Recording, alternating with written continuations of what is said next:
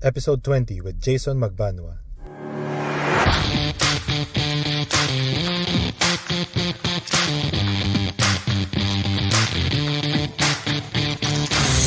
You're listening to Kendrick Loves to Brand, the branding podcast featuring stories and lessons from entrepreneurs and brand builders so you can get inspiration, insights, strategies, and tactics as you create your own game-changing brand. Welcome back to the show. We are here with my favorite wedding videographer. As you should, as if naman as should dami I kong- be. as if naman dami kong wedding. Syempre, I only have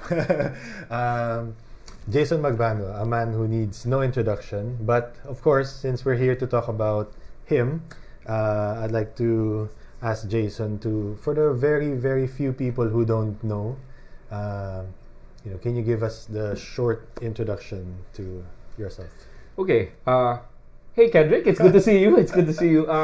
My name is Jason Magbanua. I'm a wedding videographer. I've been doing wedding videography it's my 20th year now. So it's nice. It's nice to be with you and to talk about this, talk about the journey, talk about my experiences as I'd like to call it right now, a creative entrepreneur. No? Nice. So it started from the very bottom, and now we are here.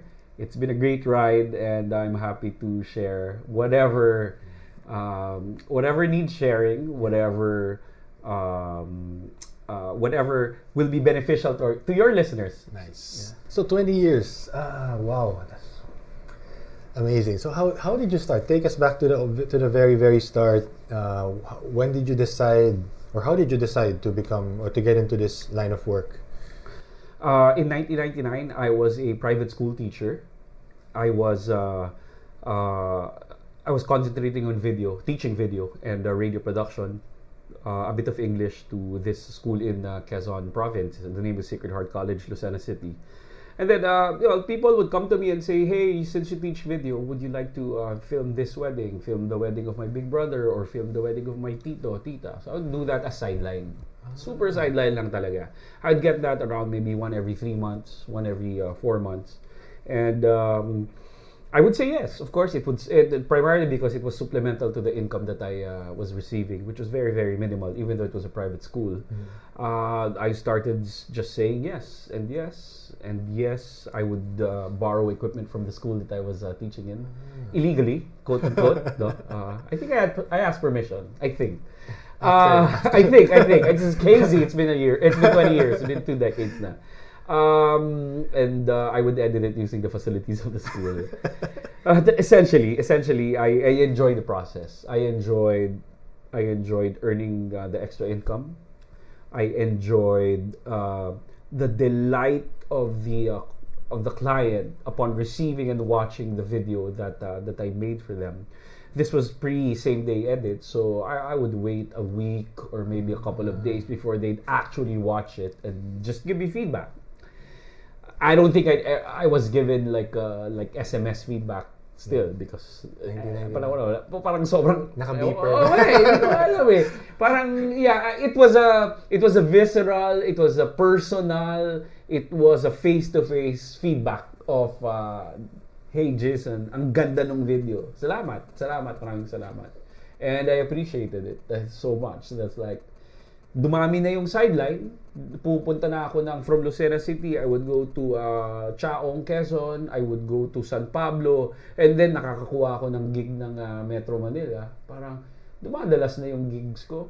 I had to, the crossroads was, hey, you're failing your responsibility as a teacher, instructor, and you're doing a lot, or making a lot of absences, and making a lot of excuses. It was totally unfair na for the students, na parang, wala ako dyan, gawa na lang kayo project, or gawin nyo na lang to. It was, and I prided myself as a really, really good teacher, as I pride myself now as a great wedding videographer. So, it was a decision.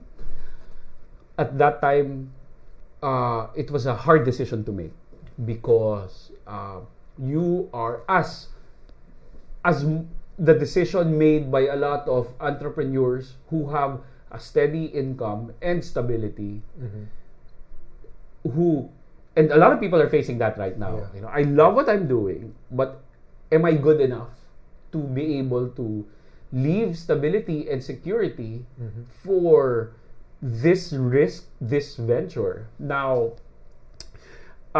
even though when I say stability and security, you know, it was a sure 15,000 pesos a month. Yeah. Okay, and no matter how low that was at that time, because I had to pay bills, I had to pay my rent, I had to pay everything else. It was sure. Yeah. It was sure. You know, you just Exactly. had to show up, teach, do your syllabus, but you know that you're going to get that money. And you had insurance, you had SSS, you had pag-ibig, you had everything. That security, so that was a major decision to, okay, sige, kaya natin to. And you were risking it for, yeah, you liked something that you did, no? Nandun yung fulfillment, pero wala naman ako nakabook nun eh. How much were you charging at that time? 7,500 pesos. So, like a big deal, di ba? Sobrang laki talaga for me noon. And then, pero wala naman ako nakabook in the future. I had one maybe 3 in a year, Yeah. 4, 5 in a year at most. So that was like super risky for me. So I was going to have a child, my firstborn Jacob. At that time? At that time. So it was like, Wow. really, I have to make this work. That just takes a lot of guts to do that. It's scary. It's super scary. Like, para, okay, sige, let's see. Okay. Ano yun eh, na-fuel naman ako ng are you from LaSalle? Are you from Ateneo? No. You're from Ateneo? From UANP. From UANP, okay. My son studies in UANP right now. Nice. Yeah.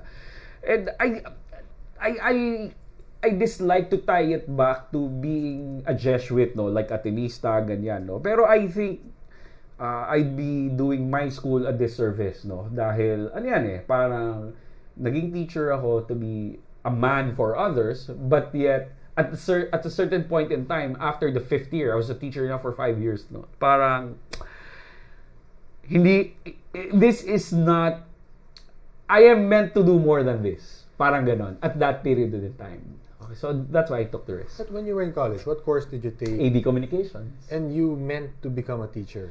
No, I didn't mean to become a teacher. I stumbled upon it. They were looking for teachers in that school in 1991. Okay, I said, hey, we're looking for volunteer teachers. I volunteered because they needed teachers. They needed to set up the program. And Kendrick, what I don't talk about as much, no, and looking back, and again, we can be brutally honest and frank. I feel safe in this medium, no, podcasting. Parang parati ko sinasabi na tinanggihan ko yung editing job sa pre-post. Okay? Parati kong tinatanggihan yon. Okay? Parati kong kinukwento yon na tinanggihan ko yon. And I think part of that, I don't know, parang may hesitation and fear nung time na yon. Nung time yan. Parang mas naging madali sa akin na maging teacher kesa magkaroon ng isang post-production job sa isang malaking kumpanya. Where's the fear coming from? Fear parang, am I good enough? Ganun na, honestly talaga, yung parang, oh shoot, yung parang, totoong buhay na to, big boys na to, and pre-post then was the biggest post-production facility.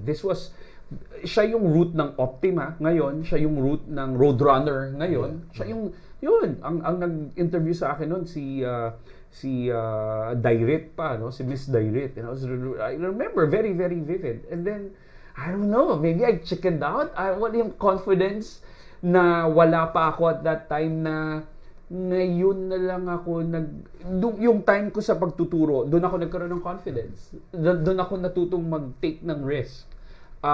Na my 19-year-old self, wala pa eh. So, in a way, it's ironic to say that in a way you took the safe route first. Yes. And that's where you found the courage. I had to learn it. I had to muster it up at that period of time na parang, okay, sige.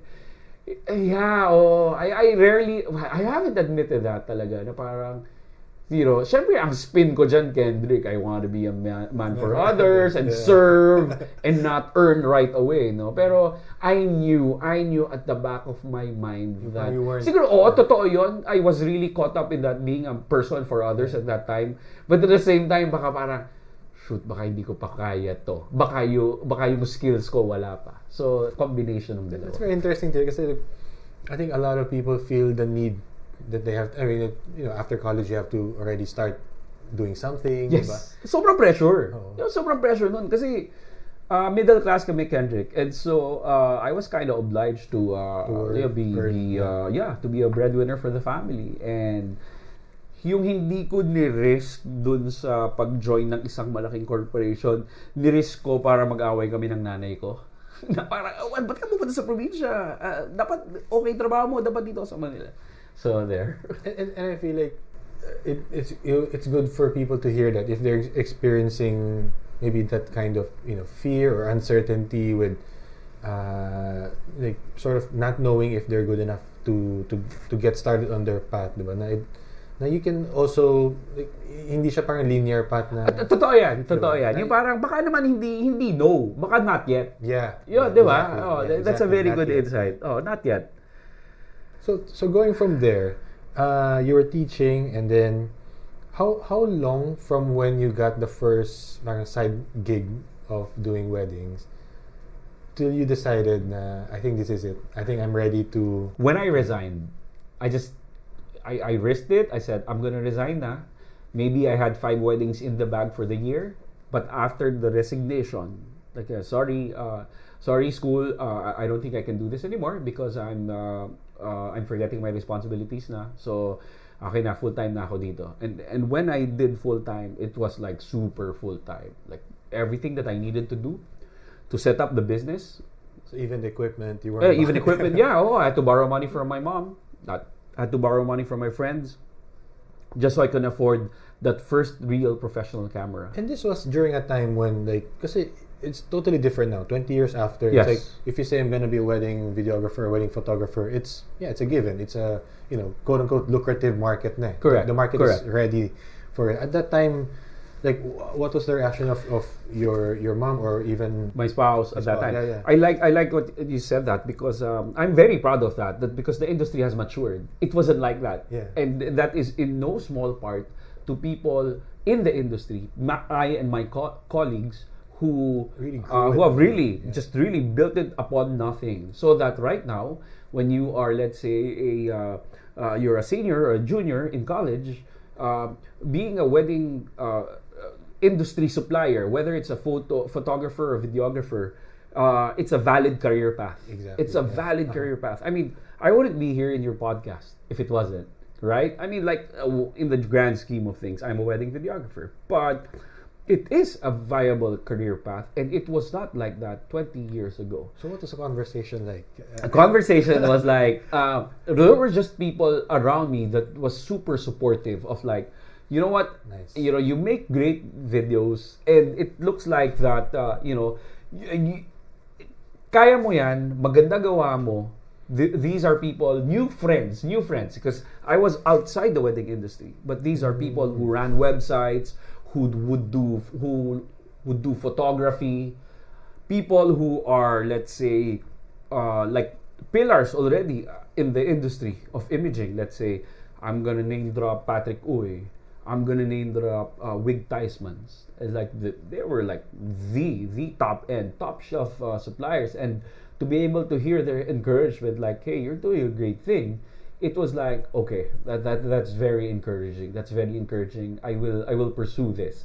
I will also like to note that there was no grand plan. Maybe it's a character flaw of mine, but I don't think of the future that much, right? So at that time, it was like, hey, I was able to get a booking. It's like one booking and another booking and a third booking. It's like, it was there not to. 20 years ago, wala sa headspace ko to build a brand, to build a legacy, to to build a quote unquote empire. No, no, no, no, no, none of those. I was there to feed my kid and prop up my household. It was like, it's small minded then, but it was the thing that I had to do, you know, para aksidente lahat to, yung pagsikat, yung pag we're gonna talk about legacy later. Like all of that was a nice accident that somewhere along the way I just realized that I am more than what I was doing before. That's actually, for me, what was really fascinating about what you said is the fact that you were gonna have a kid. I think that's because when I started, like I also left a quote unquote safe job in advertising. Yes, yeah, you were corporate, right? To start my own thing, but I was very young at that time. I honestly felt that I had nothing to lose. Now, look, if I fail after a year or so, I can just go back, diba? But it's hard for me to wrap my head around having that responsibility because I have a 4-year-old now. So I'm trying to imagine, I'm trying to put myself in your shoes na if I was in that situation, na let's say si Ellen is pregnant, and then tsaka ko sabihin, I'm gonna leave my safe job to get into an industry that's not exactly established, and then basically starting from scratch, sort of like you're in the wilderness pa, diba? Like it's hard for me to put that in, you know, like I would like to think, you know, I'm also a risk taker and all that, pero that's like much respect. Salamat. The stakes were so high, and siguro dun yung extra pukpok talaga eh. Correct. Okay, I always I always call it sink or swim. Sink or swim at that time, at that moment in time. So, okay, so taking us through your journey, diba? 20 years is, you know, really a long time. I mean, just recently, this news about Kobe Bryant, diba? Oh yeah, I read your post about it. You're pretty. you took it hard. You took it hard. And to think, I'm not a fan, but like not yet. Just to see, kasi somebody who's been excellent for so long, it's amazing. And anyone who wants to be successful at anything, you really have to study, diba? You take away the like any personal issues, or you might not like the way he talks or whatever, but like you have to study the pathway, diba, of how they achieve all that. So and when you said 20 years, parang that's the first thing that came to my mind. Wow, like parang si Kobe 20 years. Like what do you think has been the secret to your success and longevity in this field? Okay, I really feel, although I don't externalize it too much, no, one of the things that I am is like, I am fiercely competitive, which is strange because you mentioned Kobe. I mean, I would have mentioned that even if you didn't, but there is a fire, there is a drive in myself that says like, I just want to be the best at what I do. I want to really be the best at what I do in everything that I do, in how I approach things. I always want to be like ahead of everybody else. And let's say like, for example, you have the creativity aspect to be able to do things that people are not doing, especially early on. Okay, and to be able to, let's say, let's tag wedding videography as brand, as luxury, okay, before anybody else did, because at a very early stage of how I was building this, it's like I realized that I am not a peddler of discs, of USBs, of running times, no, that like the video should be 15 minutes flat or 24 minutes flat. No, it's not about numbers. It's not about the USB, like how many discs am I going to give you. I'm not a peddler of physical things, right? I am there to be a keeper of personal history, right? I'm gonna take care of your memories. I will deal not in the physical but in the abstract, right? And that is one way for me to differentiate myself from like other people, because at the end of the day, everybody makes great wedding videos. But I want people to gravitate towards me because I make them feel something. I make them feel special. I make them like I know that I can be trusted, and I know that I am premium. Like not on the physical level, but on an abstract level. again, this I did not learn. No, I did not learn this in school. It's a lot of reading. It's a lot of going through power books and picking up fully book and picking up books that hey, what can I help? What can I help myself with? Like this about branding, titles about how to utilize social media, how to buzz marketing, etc. etc. Parang okay, so okay to and it's always been a constant reinvention. It's a constant thinking up until now, because I love that aspect of my work marketing na parang ano yung magagamit ko? Ano yung magagamit ko sa tools ngayon, sa technology ngayon, sa trends ngayon that I can apply to what I do. And ganyan. So, yun, that's part of it. That's part of how I do things. Yeah. At what point did you have that mindset of establishing a premium? Because you said, diba? Yeah. Okay, so let's say when you started, diba, somebody say paid you 5,000. So at what point did you decide, wait lang, parang I shouldn't be charging just this? Correct. This is where I love want this. Like, okay, so what year was that? All right, I cannot. Okay, I'm gonna think of the year. I'm gonna think of the year later. But the situation was, ang dami kong nawawalang kliyente dahil masyado daw ako mura. Oh. Okay? So parang ang weird, di ba? Yeah, ang weird. okay. Dahil parang, you would think that if you are the best, okay, you are the best, you are, at least you do great work. Yeah. And then at the same time, have very favorable rates, right? You would think that if you had like a great product and like a very commensurate rate, you would do great, no? I realized that when I was already getting couples who were more affluent, right? They had a negative connotation with cheap. Okay, or affordable even, right? Or not even cheap, just affordable. It's like, ba't ganon, no?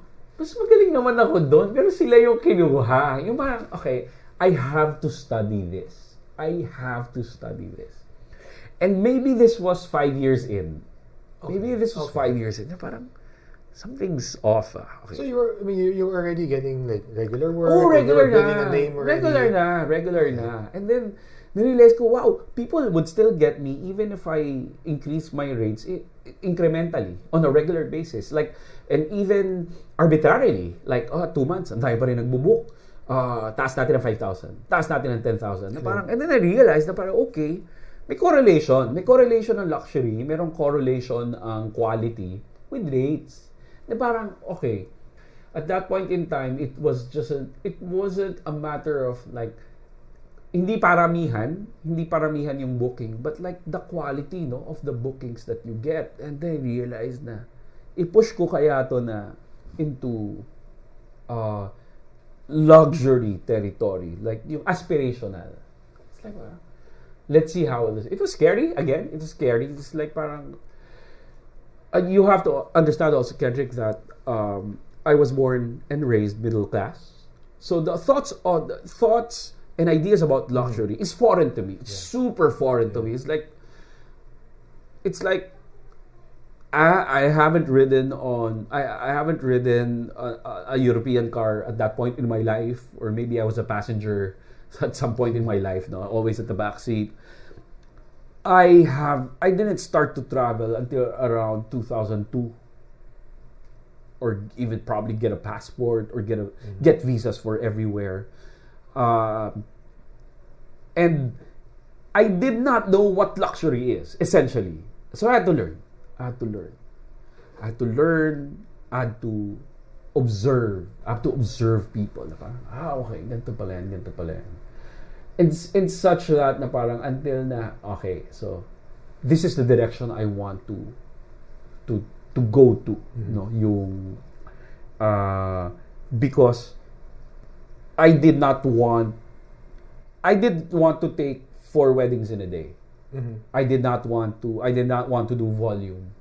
Okay, because it goes back to how fiercely competitive and proud of myself, proud I am of my work. So therefore, it has to be like, I just really have to be hands-on. Have to be like just pick the best people, yeah, and not do volume. I have nothing against volume. I have nothing against studios who do volume. They do parang that's how they want to do it. But me, it's like midway to 5-6 years in, parang okay, gusto kong maging social, and that's how, like, yung mga decisions doon na papunta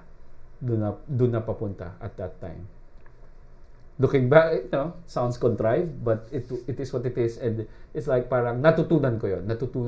I really studied it. I studied it.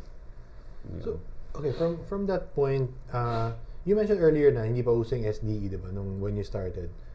Anong year nag-start? And do you remember who first? Yeah. It was the first same day edit was asked of me around 2001. It was 2001, maybe just 2 years in, basically 2 years in.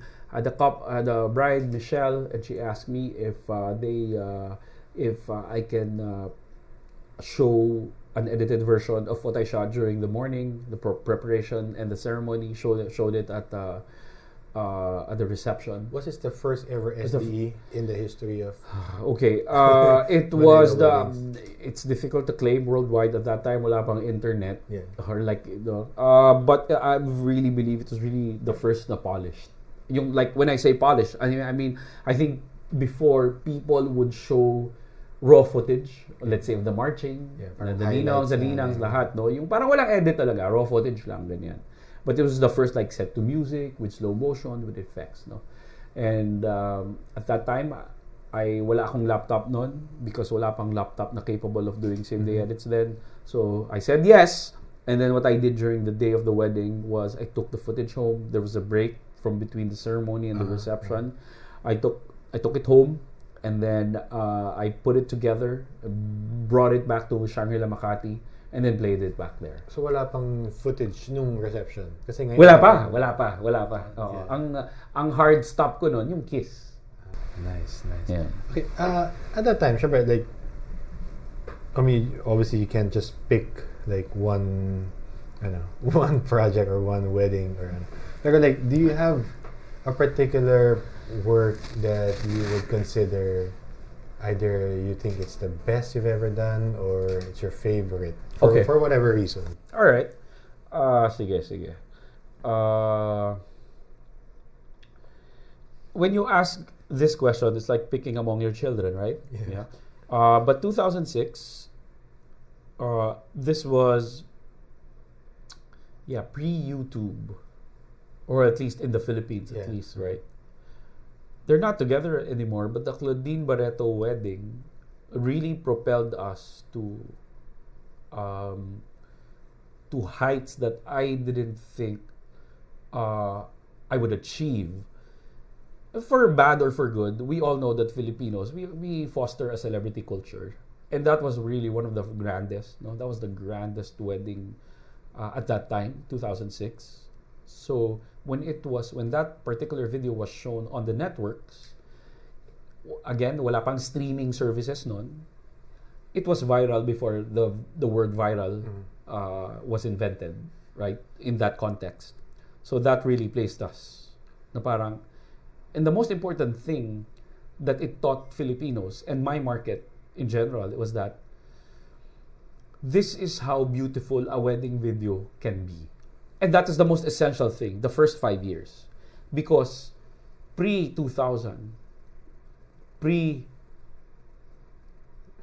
Magbanua, okay, they did not know what a great wedding video could look like.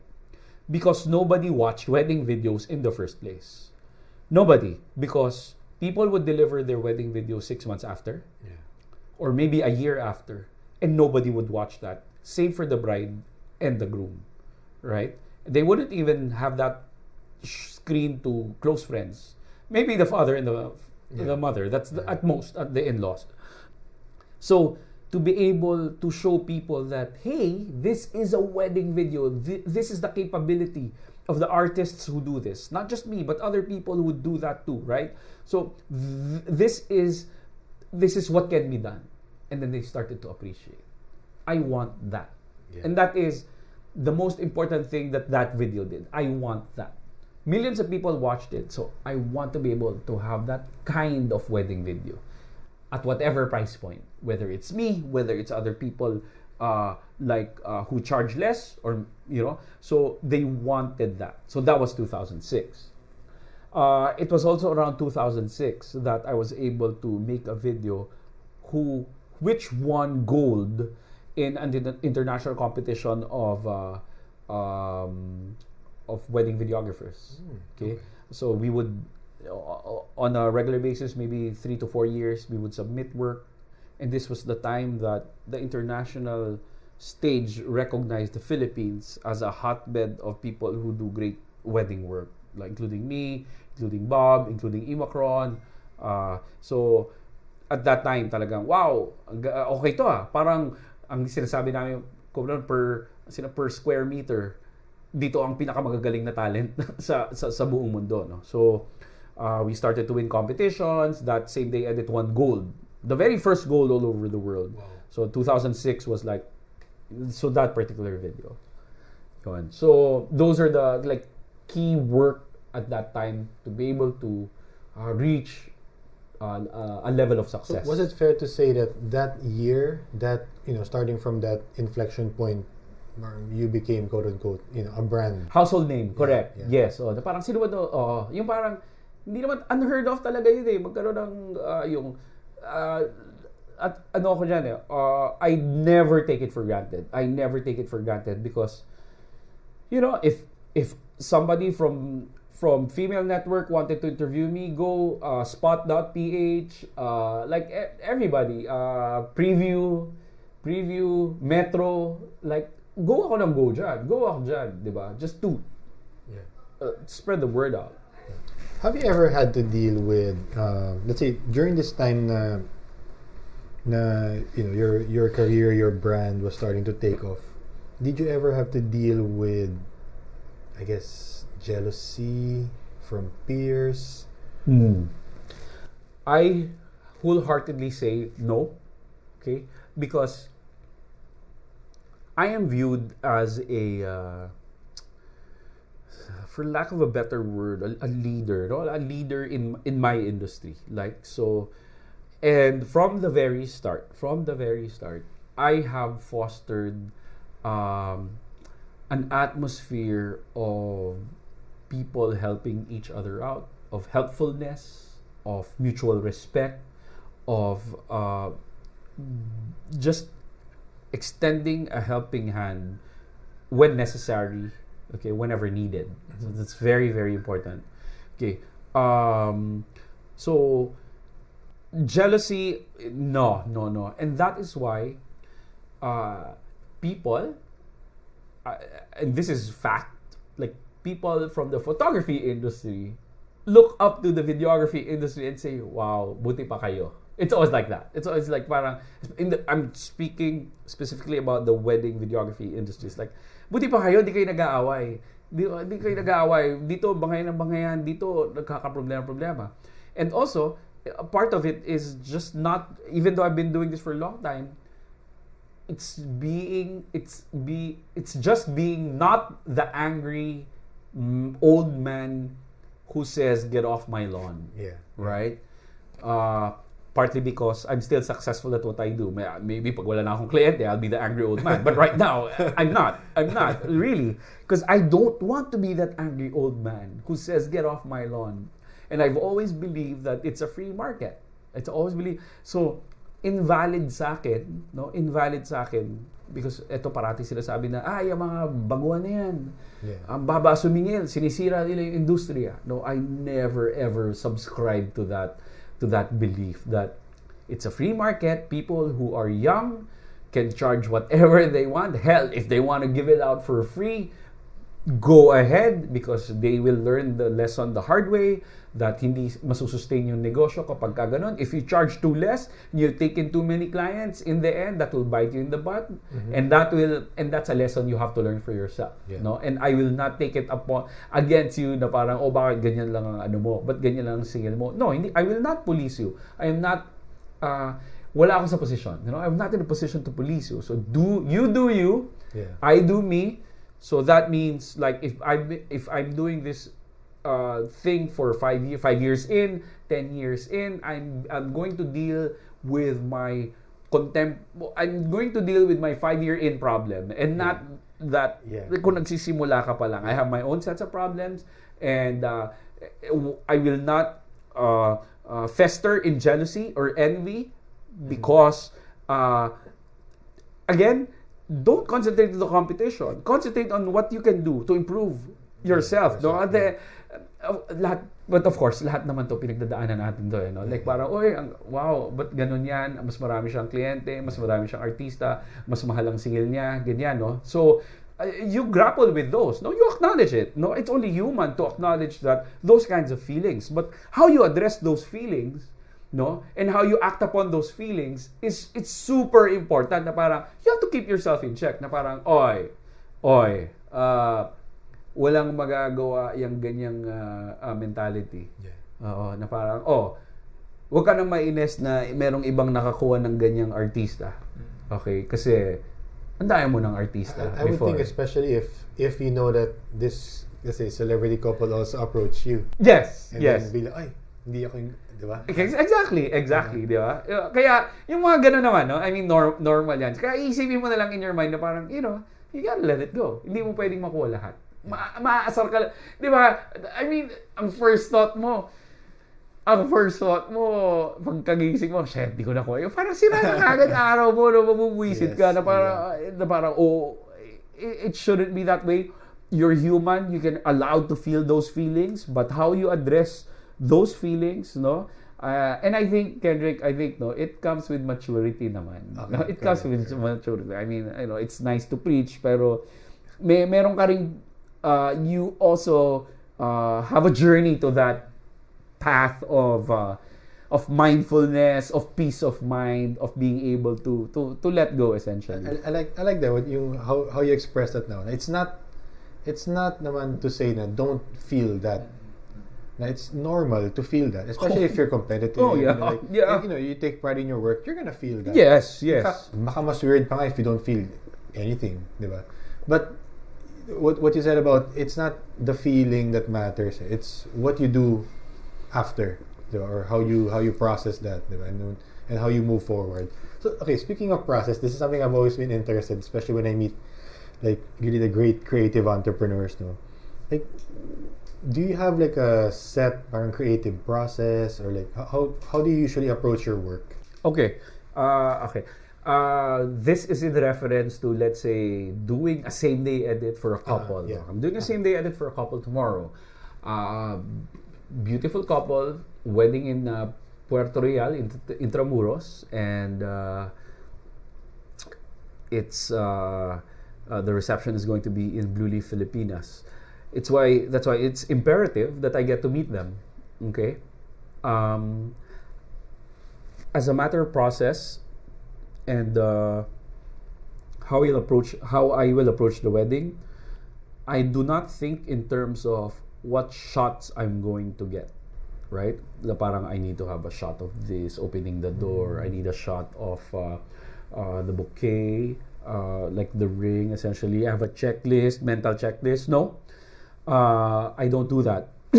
What is imperative to me is getting to know the couple. That's why meetings prior to the actual wedding day are very, very important, because I want to get to know them in a sense, not just even how they got together, how long they've been together. No, that is ancillary. But what is more important is what kind of people are you? They sit in they sit in those chairs, those red chairs there, where you're sitting now. I get to know them as persons. What are they into? What do they binge on? What do they listen to? Where do they hang out? What do they like to do when they're not working? I want to know them on a personal level, on a human level. And because I've been doing this for a very, very, very long time, in a sense, I am able already to quote-unquote profile them, right? Because of the conversations that we have, the nuances that I pick up from the conversations that we have, no? Kalug ba to? Romantic ba sila? Sino ang, like, parang the groom here is just like passive. Yeah. Like, it's the bride show. Whatever the bride makes, whatever makes the bride happy, just bigay lang si groom, right? Anong synergy na to? How itong si groom ba, how much does he talk? How much is he into this whole wedding preparation thing? Who picked the music, etc., etc. And because of that, I'm able to, again, quote unquote, profile and understand them more as humans, as a couple in love and ready to take the plunge. I listen to them a lot. I listen so much. And I listen and I'm talkative right here in this room, that as I am right now, very talkative. But on the day of the wedding, it's like, I listen. I don't talk as much. I just observe. I look at the couple, the bride being made up. I check out the parents of the bride. How are they to their daughter? And prior to that, alam ko na if she's the only child. Alam ko na if how strong of a bond she has with her father. So I check out the father. I make sure that I have camera trained on the daughter on the father, the first time that she sees her daughter dressed up, etc. I listen to the homily, I listen to the vows, I put it all together in my mind. In some way, I already look, how do I put this together? How do I put this together? So before I sit down, and edit, I already have an idea in my mind of how am I going to put this together. How long is that, the actual editing process? I need around 3 hours. 3 hours, 3 to 4. Shorter if necessary.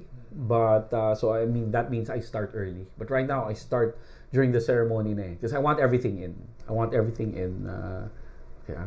This is what I need for this. This is how I want to open for this. Sometimes, Kendrick, on an artistic level, sabi ko, let's say, like, for the past 2 weeks, I've been ending with recessional, or I've been ending with the first dance, or I've been doing the marching at the 3/4 point.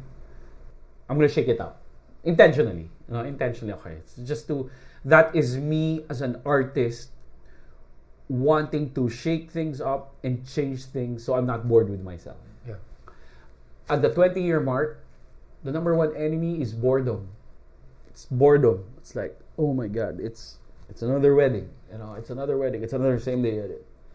And I don't want to be that guy. It's a disservice to my clients if I'm that guy who just mails it in. Yeah. I don't want to mail it in.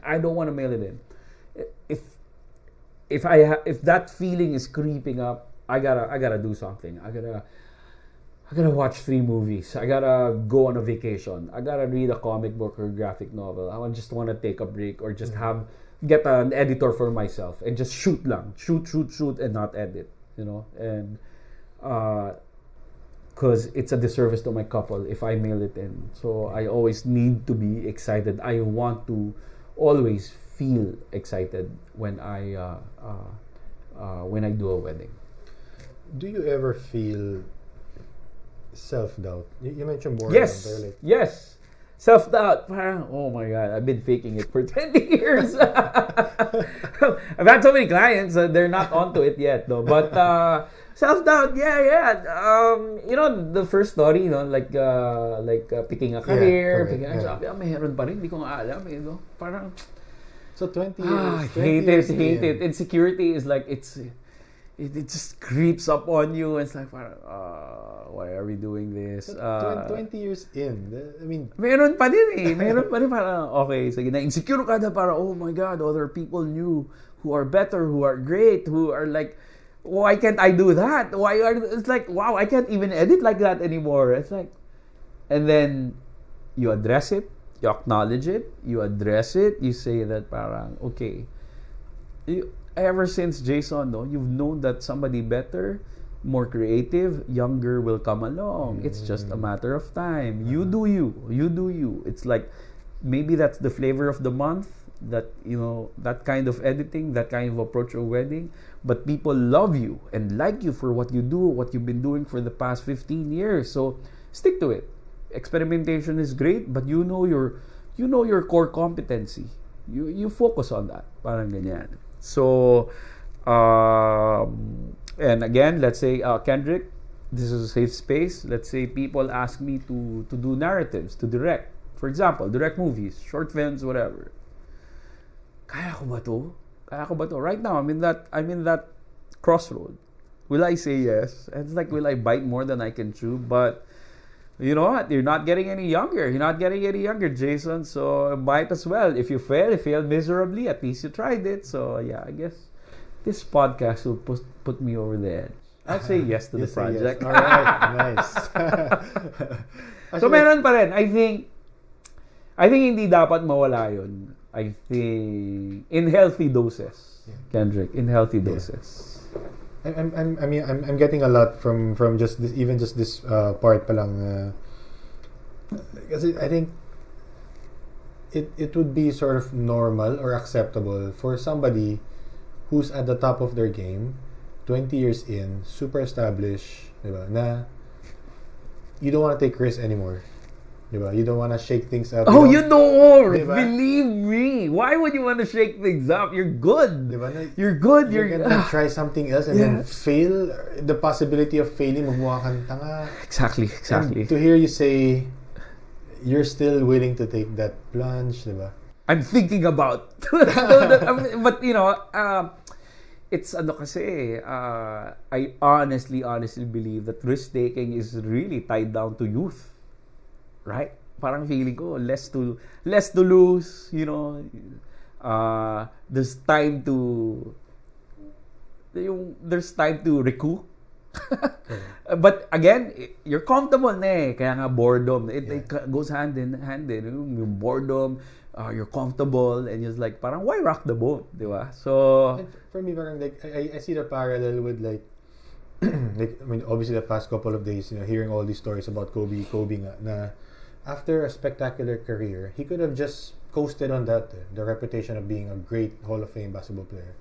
But he went into this totally new field as a storyteller, as an investor, and as a mentor. Diba? No? As a mentor to... And in fact, like, specifically just a creative field of like, producing... The animated short, right? Shorts, or even like, he released a book.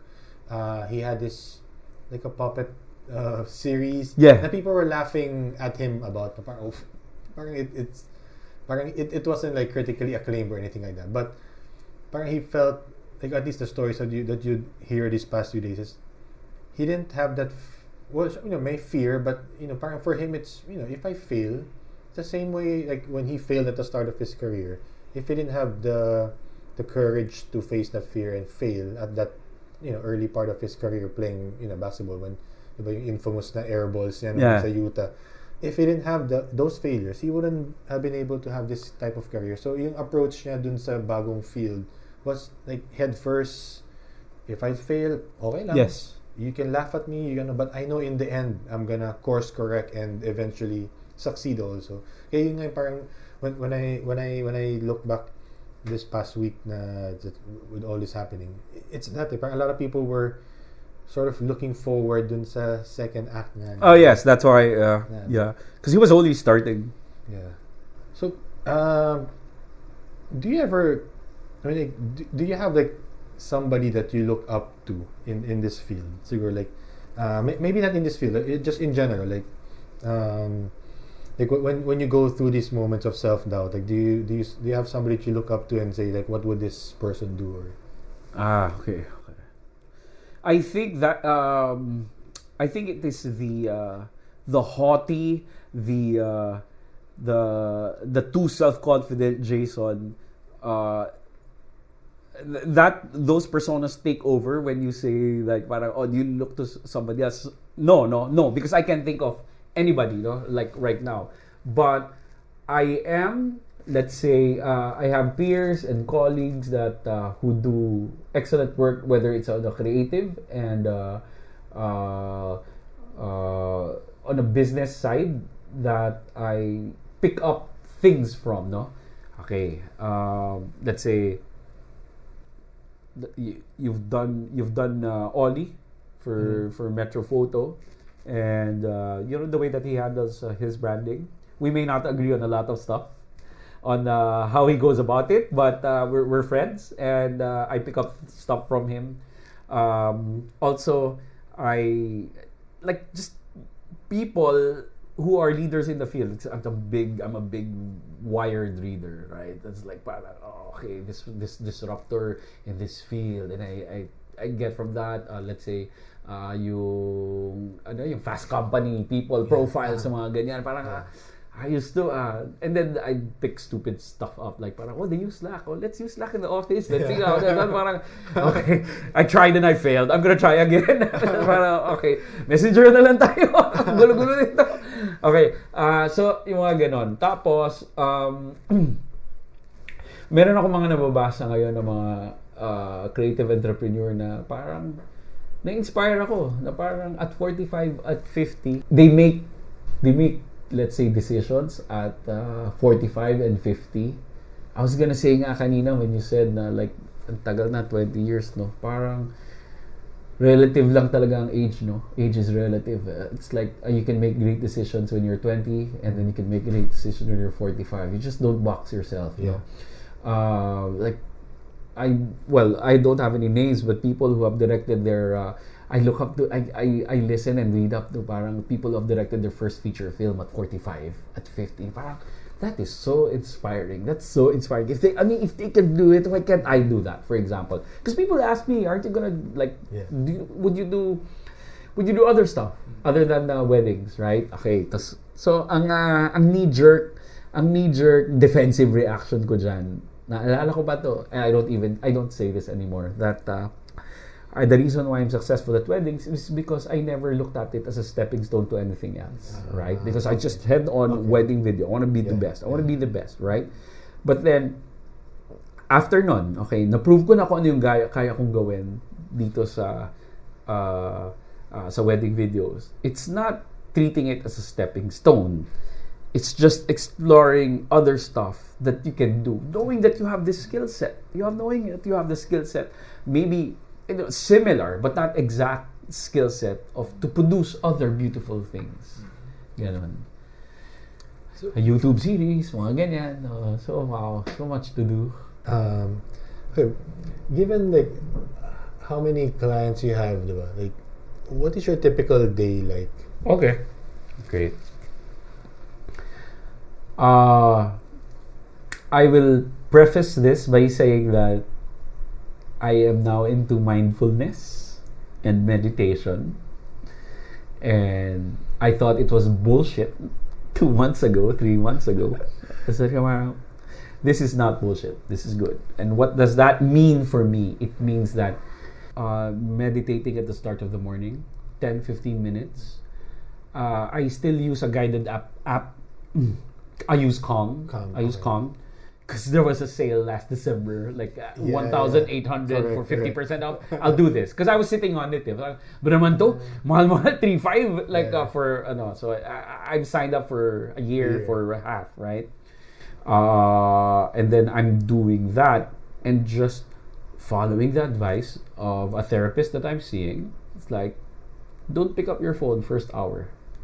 Don't pick up your phone. It's like that's a habit na eh. That's the first thing that you do when you sound the alarm. Just don't.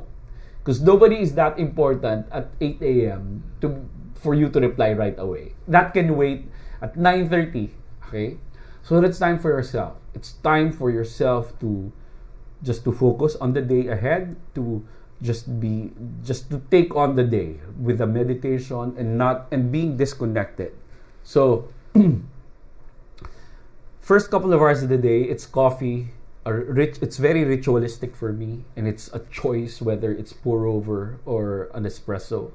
So much into coffee.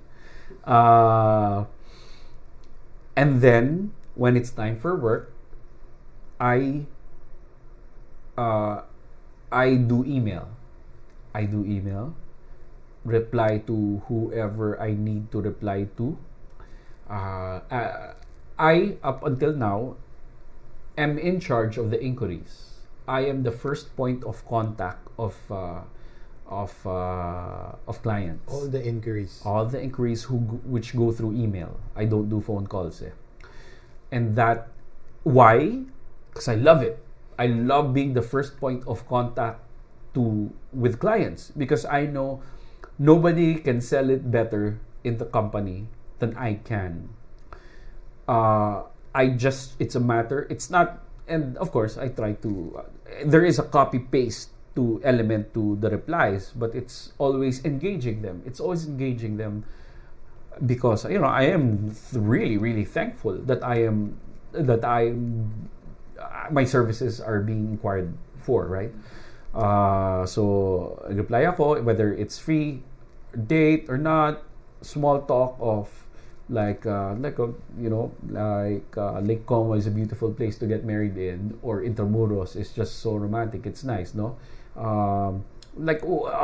However I can add more to the discussion that, hey, you know what, I'm excited for your wedding. Yeah.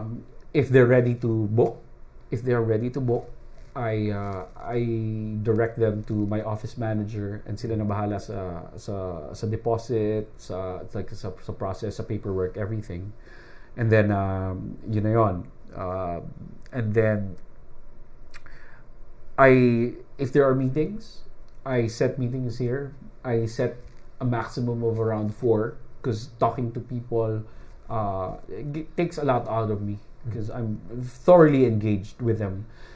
Usually I meet couples who are already booked. I do not meet couples who are still deciding. Yes, because I don't want to waste their time. I don't want them to waste my time. It has to be really a conscious decision, because really at the end of it all my work is online, right? And that is the basis. That's the basis of me being booked, right? Now that's once you made that decision, you know what? Let's meet. Let's meet. Maybe usually before your wedding, a few months, a few weeks before the wedding, and then I try not to set meetings beyond 5 p.m. I actually don't reply to clients beyond 5 p.m. Because that's time for the kids, time for let's say dinner, a board game perhaps, etc. So that's how a typical non-shooting day is, right? I try to avoid doing email na in the evening. Basta lahat yan sa umaga, harapin ko yan lahat sa umaga. And then, but if it's a shooting day, wake up early, join the team for the shoot. It's a 14-hour work day. So that's how it is. Usually on the weekend. Usually on the weekends. What's the best advice you've ever received? Siguro more specific to being an entrepreneur. Okay. I think it's just really you have to, at a certain point, be happy with what you are with the amount of money that you're earning. Okay?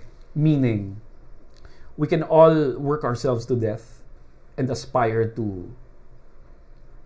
for that house in Rockwell, aspire for that house in San Lorenzo. If you're super, super high, like the vision is there. But at a certain point in time, you just really not resign, but admit that you're a wedding videographer. You're not gonna afford that house, that 3-bedroom in Rockwell or San Lorenzo. You have to be happy. You have to be happy at the X amount that's coming in, and be at peace with that, because it's dangerous territory if you equate success and happiness with the amount of money that's coming in. And it's dangerous territory to be jealous of people who have that X amount of money coming in and you're not, right?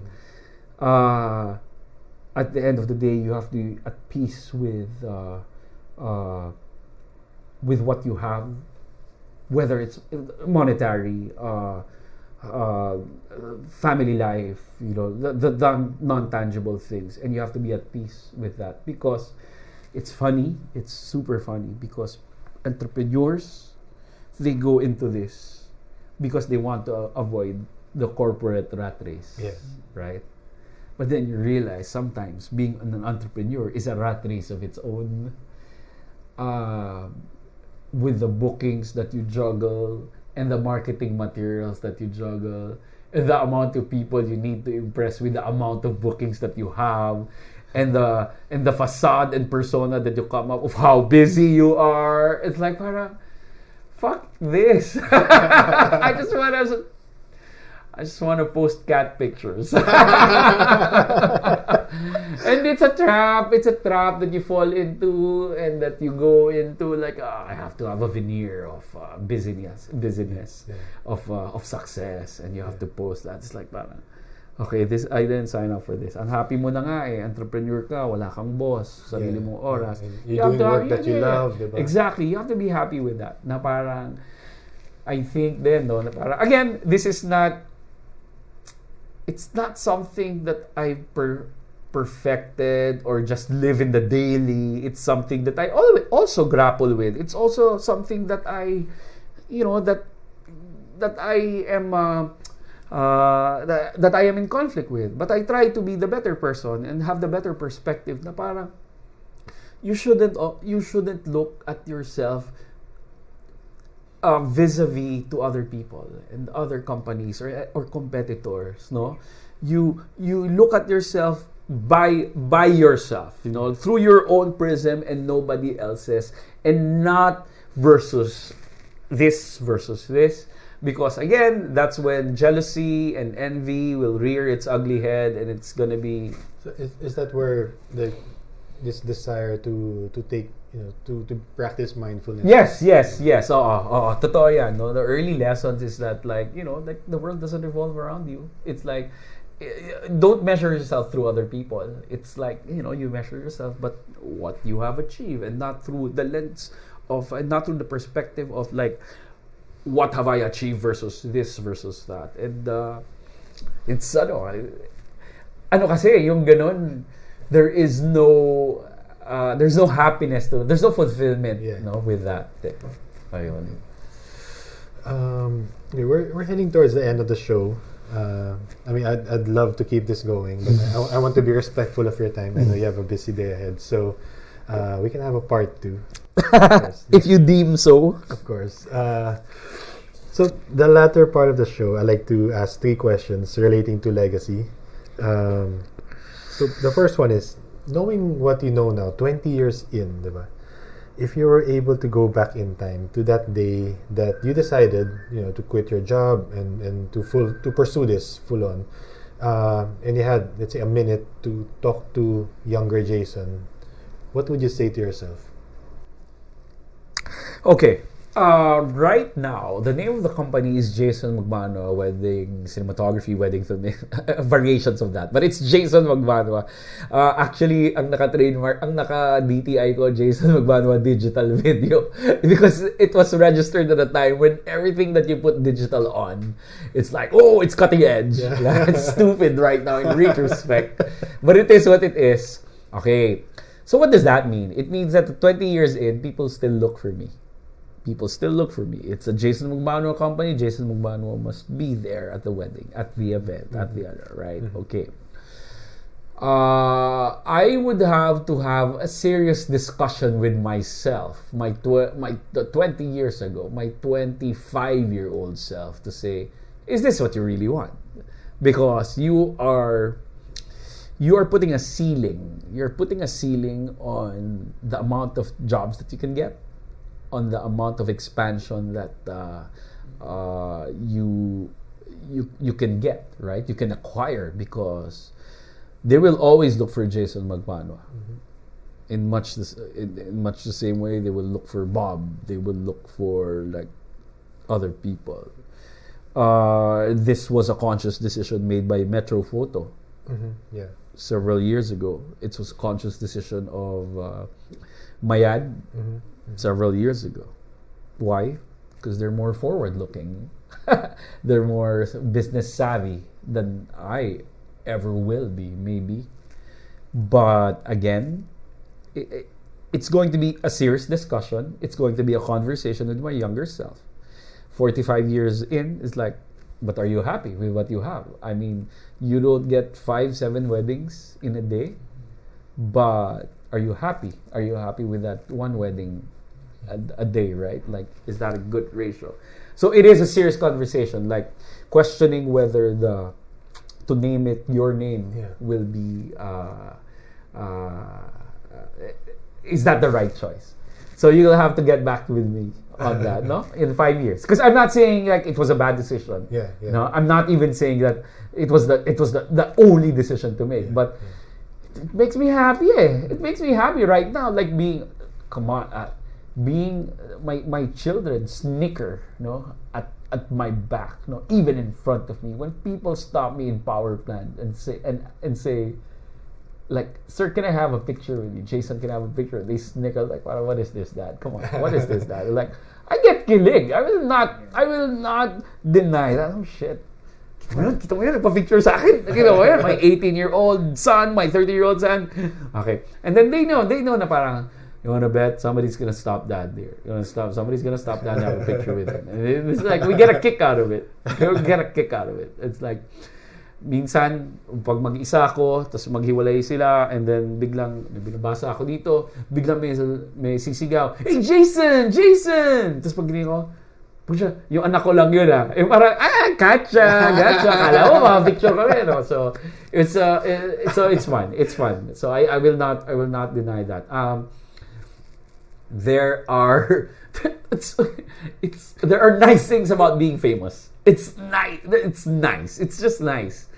Like tiny things that like parang you get a better table, you get free dessert.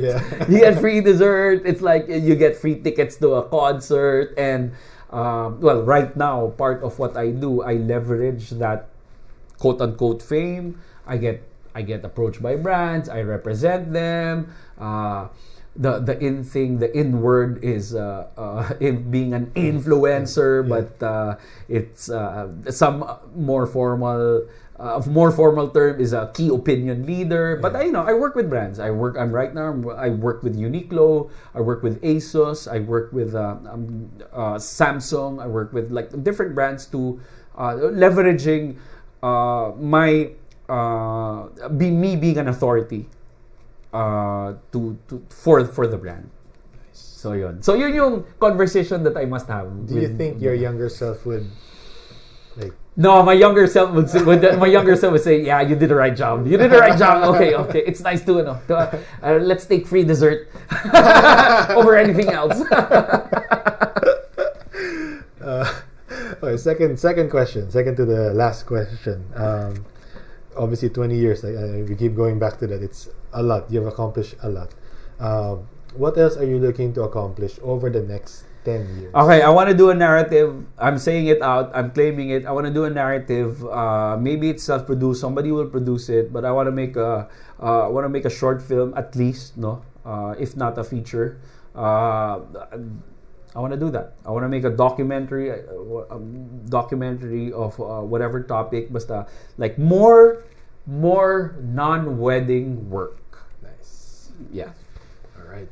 You heard it here first. Okay. So, very, very final question. Before I ask the final question, I mean, obviously people know about you, but is there anything like, people can follow you obviously on Instagram on at Jason Magbanua. Yes. The website.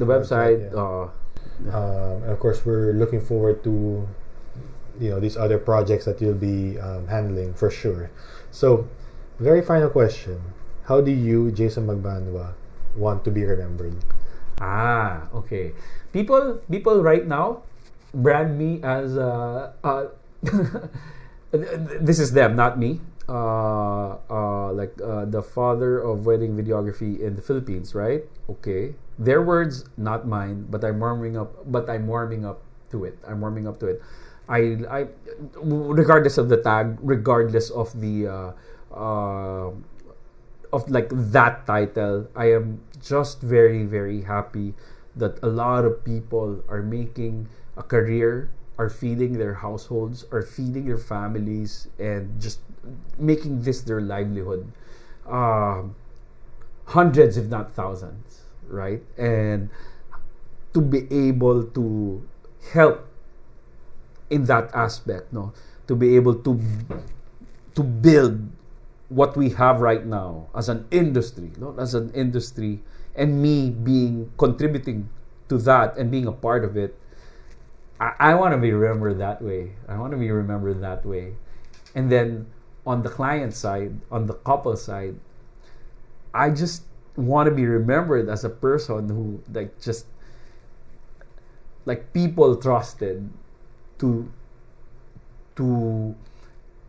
for their memories. This is just really all important day in their life.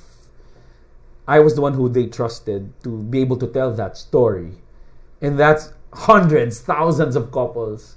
And that's really something. That's something. Like, I said this phrase a while ago. It's like a keeper of personal history. Mm-hmm. This is the couple's personal history. Mm-hmm. And I was in charge of being able to film, document, and interpret it in the best way I know possible. And I think that's a beautiful thing. At the end of the day, it's like, that's it. I mean, when you say the word legacy, that's it. That's history. It's something to be remembered by. And whenever they watch these videos, and these are videos which are being watched by their children already, and that's important. And that is important because I want those children to remember how in love, right? How they committed, their parents committed to each other. And that, I think that's powerful stuff. That's really, it is a wedding video, on one side, but at the end of the day, it's like, wow, it's a remembrance. It's a remembrance. It's something that they keep in their hearts, no? And that's very, very important for me. And I want to be remembered in that manner. That's fantastic. That's really great. And that's really a powerful way to end the show. Thank you so much, Jason. You're most welcome. Thank you for having me. Thanks for having me. Thank you guys for listening. If you enjoyed this episode, please rate and review the show on iTunes. It will help more people discover the show. You can also share a screen cap of the show on your social media accounts. Make sure to tag me and let me know which part of the episode you like or didn't like. All feedback is certainly welcome, so feel free to reach out to me on Instagram @KendrickCo to let me know what topics you'd like to be covered next and who you want to hear or learn from in future episodes. Until next time, do the work you want to see done, because life's too short to not be creating your life's work.